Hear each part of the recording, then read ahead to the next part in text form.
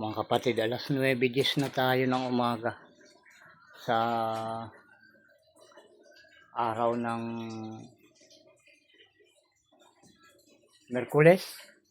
Merkules ngayon, Pizza 8, buwan ng Abril mga kapatid. Gaya nung itong nabanggit ko sa inyo, baka hindi nyo palang nabasa katatapos nitong ating parating sa inyo na mensahe. Dahil ako po, muli kong pinapaalala sa inyo at pinapakilala yung sarili ko na ako po yung nagdadala ng mabubuting balita mula sa ating Ama at para sa lahat ng tao. Yung ating Ama sa langit. Kaya ako nabanggit sa inyo yung sinabi ko kayo na doon sa vlog ko na sinundan nito, na pag kayo nakinig sa mga sinasabi ko mga kapatid, 100% ligtas kayo. Dahil mga kapatid, sa mga nakasulat sa banal na kasulatan na patungkol sa akin mga kapatid. Inyo pong subaybayan ito. Palagi kong sinasabi sa inyo, subaybayan ninyo ito. Huwag niyong sisisihin ang ating Diyos Ama sa langit pag nandyan na sa harap ninyo yung mga pakapahamakan mga kapatid. Dahil sinasabi ko, ito lang ang nag-iisa at natatangi na kinaroroonan ng kaligtasan mga kapatid. Dahil ako ay huli sa lahat ng mga sinugo. At dito lang ako lumabas dito sa huling araw mga kapatid. Marami kayong dapat malaman dito, kaya kailangan lang tumutok kayong mabuti. Alisin na ninyo yung paniniwala doon sa mga kinagisnan natin na relihiyon. Na ang umaasinso lang, umaangat, gumiginhawa ay yung mga pastor nila at ang kanilang mga namumuno mga kapatid. Dito mga kapatid, sinasabi ko sa inyo, lahat tayo dito. Pag nakita nyo akong umangat, kasama ko ang lahat ng naniniwala sa sinasabi ko.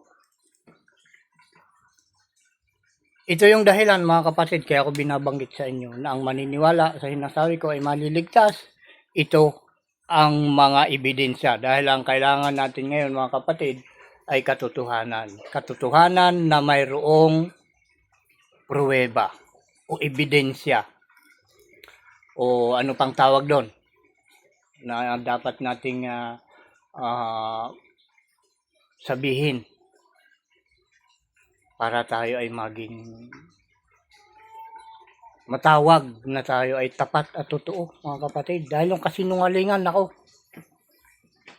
kung ayaw nating mga tao, mas lalo na ang ating Ama sa langit, ayaw niya ng sinungaling. Sinasabi ko sa inyo mga kapatid, mapapagtakpan mo ang kasinungalingan sa una, pero hindi yan mananatili sa iyong pagkatao ang kasinungalingan. Dahil yung kasinungalingan na ginagawa mo, yan din ang magpapahiya sa buong mong pagkatao, pati na ang buong pamilya mo at lahat ng naniniwala sa iyo, kapatid. Ngayon, ito yung katotohanan. Inuulit ko, patungkol ito sa sinasabi ko, na pag kayo'y naniwala sa sinasabi ko, 100% ligtas ka, kapatid. Ito yung mga patotoo. Yan. Dito na naman tayo mga kapatid sa Biblia. Dahil ito mga kapatid, ang manual ng tao. Ito ang aklat ng buhay mga kapatid na binabaliwala. Diba? Dahil sabi nila hindi naman nangyayari mga nakasulat yan. Alam niyo mga kapatid, may itinakda ang Ama na araw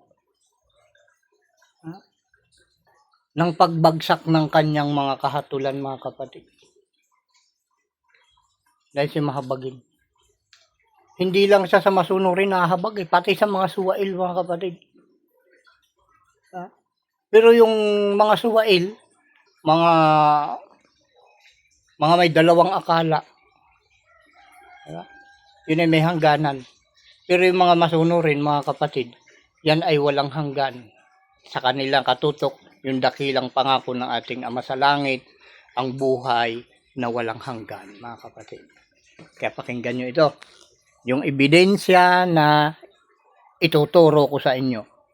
I-share nyo ito mga kapatid sa lahat ng kakilala ninyo at sa lahat din ng mga laman ng mga content ninyo. Ibig ko sabihin, yung mga followers ninyo mga kapatid, i-share nyo sa kanila ito. At ang inyong mga viewers. Yan, buklatin na natin sa Biblia mga kapatid. Yan. Simulat natin sa aklat ng Malakyas mga kapatid. Baka sasabihin na naman ng mga nagmamagaling dyan abay, lumang tipan yan. Baka sasabihin naman nila. Nasabi nila may binago na daw ang tipan. Hindi pa mga kapatid. Ay andyan pa rin eh. Totoo, hindi ang ating Panginoon ang nagsulat nito. Walang dito, walang nakalagay dito kung sino ang sumulat nito. Itong ang bagong tipan na sinasabi niya. Di kagaya nitong mga Zacarias na ito, yung mga libro ng mga aklat ng mga nakatala dito, yung Mateo mga kapatid. Nandito kung sino nagsipagsulat niyan. Ayan kung sino ang sumulat niyan. Ang Ebanghelyo ayon kay Mateo. Kay Mateo. Ay dito, ang bagong tipan, wala nagsabi kung sino ang gumawa ng salita ng bagong tipan na yan mga kapatid. Yan ay itinala lang ng mga may-ari ng relihiyon mga kapatid, kung sino ang relihiyon ngayon na napakalaki. Yan ay ginawa lang nila. Ang bagong tipan mga kapatid ay ipapasok ng ating Ama sa langit sa ating puso. Isusulat niya sa ating isip mga kapatid. Yun yung bagong tipan na nakasulat. Wala dito. Hindi nakalagay dito ang bagong tipan. Nasa ating puso at isip. Pag tayo ay nagbago, nagbalik loob, ang paraan ng pagbabalik loob ay yung sundin ang kanyang buong kautusan. Kaya ito nga mga kapatid, basahin natin yung Malakyas 4:1 hanggang 4. Yan, basahin natin yan. Yan Malakyas 4:1 hanggang 4. Yan. Sapagkat narito ang araw ay dumarating na nagniningas na parang hurno, at ang lahat na palalo at ang lahat na nagsisigawa ng kasamaan ay magiging parang dayami, at ang araw na dumarating ay susunog sa kanila, sabi ng Panginoon ng mga hukbo, na anupat hindi mag-iiwan sa kanila ng kahit ugat ni sangaman. Ngunit sa inyo na nangatatakot sa aking pangalan, ay sisikat ang araw ng katuwiran na may kagalingan sa kanilang mga pakpak. At kayo'y magsisilabas at magsisiluksong parang guya mula sa silungan. At inyong yayapakan ang masama, sapagkat sila'y magiging abo sa ilalim ng mga talampakan ng inyong mga paa. Sa kaarawan na aking gawin, sabi ng Panginoon ng mga hukbo. Yan. Sa number 4 mga kapatid. Alalahanin ninyo ang kautusan ni Moises na aking lingkod, na aking iniutos sa kanya sa Horeb, para sa buong Israel sa makatuwid bagay, ang mga palatuntunan at ang mga kahatulan.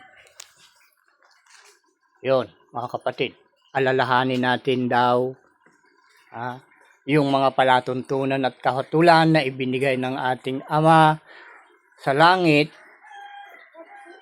na mga utos na nakay Moises mga kapatid. Yan. Bago yung parang bago masunog yung mga masasama. Yung masasama kasi mga kapatid, sila yung mga hindi tumutupad ng buong kautusan. May magulo dito. Tumulong naman kayo. Yun yung mga magiging masama at masusunog mga kapatid. Kaya bago mangyari yun, alalahanin natin dito sa Malakyas 4:4. Yan, bago mangyari yun, alalahanin yun yung kautusan ni Moises. Ayan. Nalingkod yung mga inuutos niya. Ang mga palatuntunan at mga kahatulan ng ating Ama, mga kapatid. Ayan o. Ayan. Ibig sabihin yan, pag yan ay naalala mo, ay isang pagtupad sa kanyang utos, mga kapatid. Ito pa yung isa, mga kapatid. Patungkol na naman kay Moises, mga kapatid. Kita nyo. Ayan, ang aklat ng mga gawa, 3, ayun o, yun. Nakailang beses kong binanggit to sa inyo. Gawa, 3, 22, 23. Patungkol na naman kay Moises ito, mga kapatid. Tunay na sinabi ni Moises, ang Panginoong Diyos ay magtitindig sa inyo ng isang propetang gaya ko mula sa gitna ng inyong mga kapatid. Siya ang inyong pakinggan sa lahat ng mga bagay na sa inyo sasalitain niya. Yan, may lamok, mga kapatid. At mangyayari na ang bawat kaluluwa na hindi makinig sa propetang yaon ay pupuksaing lubos mula sa gitna ng bayan. Di ba, mga kapatid? Pag hindi pinakinggan yung propeta na kagaya ni Moises, na kung ano yung utos na binigay kay Moises ay binigay din sa kanya, pag hindi nyo ito pinakinggan ay pupuksaing lubos yung mga hindi nakikinig, mga kapatid. Ito yung mga dahilan, mga kapatid, kung bakit ko sinasabi sa inyo na pag kayo'y nakinig sa akin, sinisigurado ko sa inyo ang inyong kaligtasan, mga kapatid. Kaya malinaw, pag di kayo nakinig, ang kabaliktaran ng kaligtasan ay tatama sa inyo. Kapahamakan, mga kapatid. Ito pa, patungkol pa ito sa utos ni Juan ng ating Panginoong si Isa sa atin. At ito kaugnay na naman kay Moises, mga kapatid. Tingnan nyo. Ando sa Hebreo 10:28. Ayan. Mga patutuo ito, mga kapatid. Huwag nyo sabihin na ito'y lumang tipan na naman. Ay nasa Hebreo. Binasa natin kayo na doon sa gawa. Tapos andito sa Hebreo ngayon. Ayan. Ang Hebreo 10:28, nandito kasi yung 11, ando sa kabila, dito yung 10, mga kapatid. Ayan o, yan 10. Ayan o, yung kabila niyan, kadugtong niya iyon. Itong 28, mga kapatid, pakinggan yung mabuti. Ang magpawalang halaga sa kautusan ni Moises sa patutuo ng 2 o 3 saksi ay mamamatay na walang awa. Naunawaan niyo, mga kapatid, kapag mayroong nagpatotoo na ang kautusan ni Moises ay tapat at totoo na dapat sundin, pag hindi niyo pinaniwalaan samantalang may nagpapatotoo na nga, pag hindi kayo naniwala ay mamamatay kayo na walang awa. Sinasabi ko sa inyo, mga kapatid. Ang nakasulat dito ay ano lang basahin natin uli.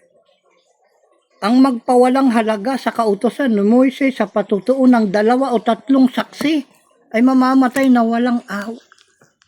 2 lang, mga kapatid. 2 lang o 3 ang dapat magpatutuo na ang kautusan ng ating Panginoong si Isa na binigay kay Moises ay totoo na dapat sundin.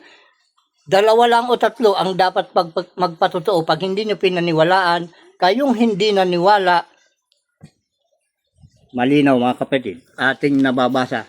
Uulitin ko. Ang magpawalang halaga sa kautusan ni Moises sa patutuo ng 2 o 3 saksi ay mamamatay na walang awa. Mga kapatid, binabanggit ko ito dahil tayo'y nasa pintuan na ng mga kapahamakan, mga kapatid.